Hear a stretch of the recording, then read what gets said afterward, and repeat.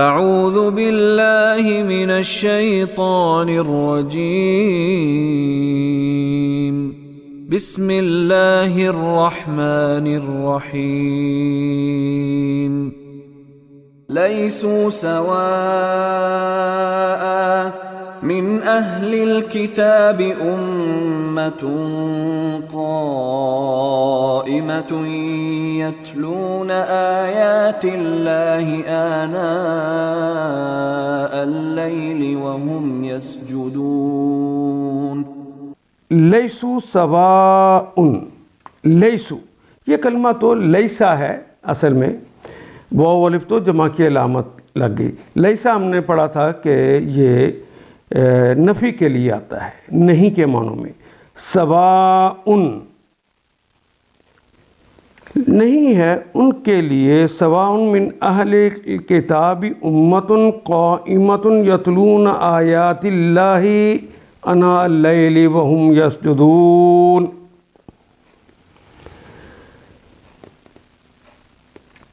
یہ سوا سیاہ کہتے ہیں برابر برابر ہونے کو، مساوی ہونے کو، اردو ہی میں استعمال ہونے والا کلمہ ہے۔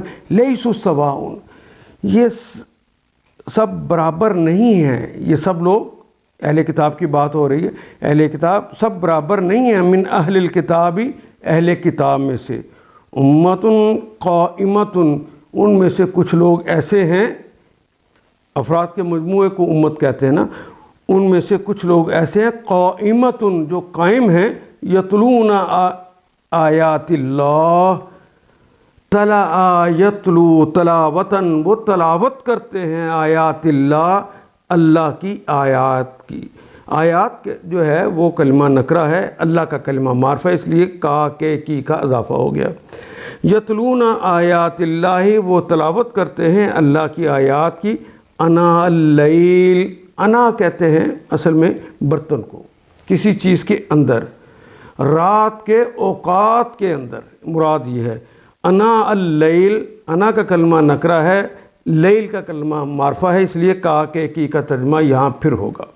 آناء اللیل، کسی رات کے اوقات کے دوران وہ اللہ کی آیات کی تلاوت کرتے ہیں، وہم یسجدون، اور ان کی حالت یہ ہوتی ہے کہ وہ حالت سجدہ میں ہوتے ہیں۔ یہ فعل مضارع کی علامت، وہ نون جمع کی علامت، اور ساجدہ یسجدو، یہ تو ہم اردو میں بھی سجدہ کرنے کا کلمہ استعمال کرتے ہیں۔ مگر سارے اہل کتاب یکساں نہیں ہیں، ان میں سے کچھ لوگ ایسے بھی ہیں جو راہ راست پر قائم ہیں،